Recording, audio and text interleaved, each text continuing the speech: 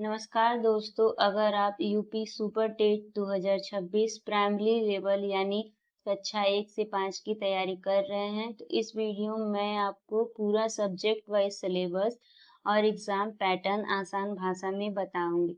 तो सिलेबस जानने से पहले हम अपने एग्जाम की एलिजिबिलिटी जान लेते हैं कि जब फॉर्म आएगा तो हम किस आधार पे हमारा क्या एलिजिबिलिटी होगा कि हम उस फॉर्म को फिल कर पाएं।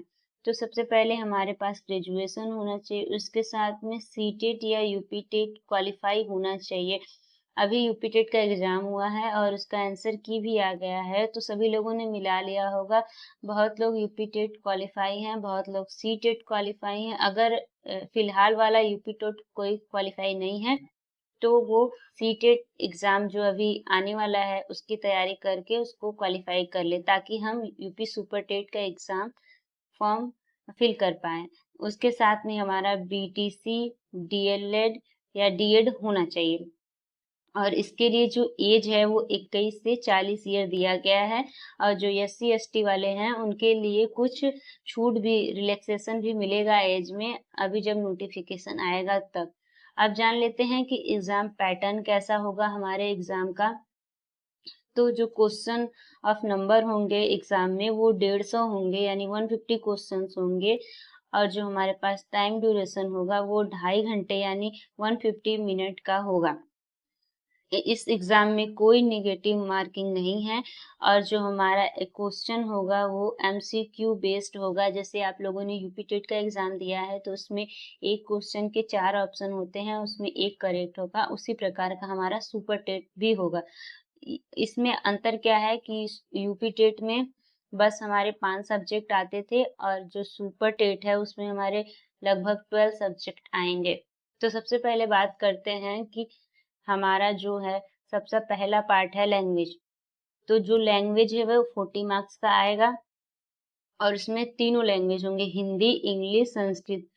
यूपी टेट में हिंदी कंपलसरी था, इंग्लिश और संस्कृत ऑप्शनल थे, बट अभी जो एग्जाम होने वाला है यूपी सुपर टेट का उसमें हमारा इंग्लिश और संस्कृत दोनों कंपलसरी है। यहाँ पे ये है कि जो हिंदी है वो सबसे ज्यादा मार्क्स का आएगा, यानी 20 नंबर का आएगा। इंग्लिश 10 मार्क्स का आएगा और संस्कृत 10 मार्क्स का आएगा। तो हमको हिंदी पे बहुत ज्यादा फोकस करना है क्योंकि ये 20 मार्क्स का आएगा। इंग्लिश संस्कृत भी हमें अच्छे से पढ़ने हैं। और जो इसमें टॉपिक्स होते हैं वो होते हैं गद्यांश, पद्यांश यानी पोएट्री, कॉम्प्रिहेंशन, ग्रामर और भाषा से संबंधित प्रश्न है जो वो पूछे जाएंगे इन हमारे लैंग्वेज सेक्शन में। अब दूसरा सब्जेक्ट जो हमारा है वो है सामान्य ज्ञान और समसामयिक मामले यानी general knowledge and current affair. सबसे ज्यादा मार्क्स का हमारे एग्जाम में यही पूछा जाएगा जो कि है 30 मार्क्स का। तो करेंट अफेयर्स पढ़ना बहुत ही जरूरी है और आजकल के फिलहाल में जो एग्जाम हो रहे हैं उसमें करेंट अफेयर्स बहुत ज्यादा ही मात्रा में पूछे जा रहे हैं।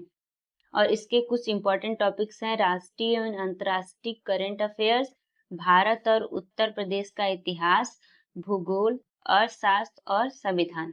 अब चलते हैं नेक्स्ट सब्जेक्ट पे। अब हमारा तीसरा सब्जेक्ट है मैथ्स यानी गणित, जो कि 20 नंबर का आएगा। इसका भी वेटेज ज्यादा है एग्जाम में और इसमें जो इम्पोर्टेंट टॉपिक्स है वो है बीजगणित, अंकगणित, संक्रिया यानी जोड़, घटाव, गुणा, भाग, दशमलव यानी decimal, percentage, CISI, profit and loss, area यानी क्षेत्रफल, फंडामेंटल्स ऑफ ज्योमेट्री यानी जो वो होता है ज्यामिति होता है उसके क्वेश्चन भी इसमें आएंगे। हमारा फोर्थ सब्जेक्ट है विज्ञान, जो कि 10 मार्क्स का आएगा और आपको मैक्सिमम सारे सब्जेक्ट 12th लेवल तक तैयार करते चलने हैं क्योंकि एग्जाम जो है उसका पैटर्न बहुत ज़्यादा बेसिक नहीं होगा। तो इसके लिए हमें अपनी तैयारी पहले से ही अच्छी करके चलनी है। और विज्ञान में जो हमारे इम्पोर्टेंट टॉपिक्स है वो है दैनिक जीवन में विज्ञान, गति, बल, ऊर्जा, प्रकाश, ध्वनि, पौधों और जंतुओं की दुनिया, मानव शरीर और स्वास्थ्य के बारे में। इन सब टॉपिक से हमारे क्वेश्चन पूछे जाएंगे। हमारा पांचवा सब्जेक्ट है पर्यावरण और सामाजिक अध्ययन यानी इन्वायरमेंट एंड सोशल स्टडीज। ये भी हमारा 10 मार्क्स का आएगा। इसमें इम्पोर्टेंट टॉपिक्स हैं पृथ्वी की संरचना, नदियाँ, महासागर, प्राकृतिक आपदाएं, भारतीय संविधान, हमारी शासन व्यवस्था, यातायात सुरक्षा और पर्यावरण संरक्षण। नेक्स्ट सब्जेक्ट है शिक्षण कौशल, टीचिंग स्किल। ये भी हमारा 10 मार्क्स का आएगा। यूपी टेट का एग्जाम देने हम लोग गए थे, तो ये सब टॉपिक्स हम पढ़ के गए थे, क्योंकि यहाँ से क्वेश्चन यूपी टेट सी टेट्स में बनते हैं, तो ये टॉपिक्स हमारा पहले से ही तैयार होता है। शिक्षण विधियां और कौशल, शिक्षण के सिद्धांत, वर्तमान भारतीय समाज और प्रारंभिक शिक्षा और समावेशी शिक्षा यानी इंक्लूसिव एजुकेशन। इन स्टॉप टॉपिक को हमें अच्छे से पढ़ना है। और हमारा 7वां सब्जेक्ट है सूचना तकनीकी आईसीटी। ये हमारा 5 मार्क्स का आता है। कंप्यूटर, इंटरनेट, स्मार्टफोन और शिक्षण में उपयोगी ऐप्स व तकनीकी की बुनियादी जानकारी। 8वां सब्जेक्ट जो हमारा है बाल मनोविज्ञान यानी चाइल्ड साइकोलॉजी। ये भी हमारा 10 मार्क्स का आता है एग्जाम में। बाल विकास को प्रभावित करने वाले कारक, सीखने की पहचान और आवश्यकताएं, बच्चों को पढ़ाने के तरीके यानी पेडागोजी और समावेशी शिक्षा इंक्लूसिव एजुकेशन।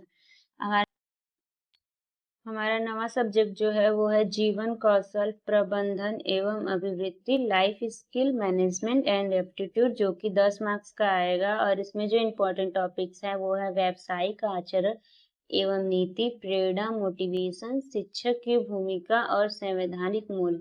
और हमारा लास्ट सब्जेक्ट जो है वो है तार्किक विज्ञान यानी रीजनिंग, जो कि 5 मार्क्स का आता है। और इसमें इम्पोर्टेंट टॉपिक्स जो हैं वो है बैठने की व्यवस्था, coding, number series, alphabetical series और डायरेक्शन। ये सब रीजनिंग के बेसिक टॉपिक्स जो होते हैं वो ही सब टॉपिक्स आपसे पूछे जाएंगे।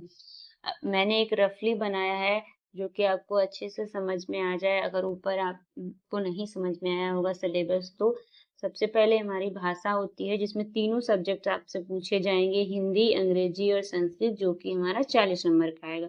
उसके बाद है विज्ञान, जो कि हम 10 नंबर का पूछा जाएगा हमसे, और गणित भी हमसे 20 नंबर का गणित हमसे पूछा जाएगा।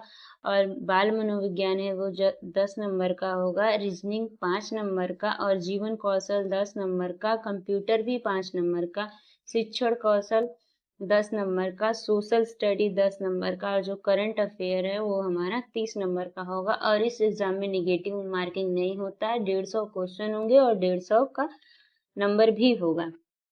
आई होप आप सबको सिलेबस समझ में आ गया होगा। अगर नहीं समझ में आया हो तो आप वीडियो रिपीट करके देख सकते हैं।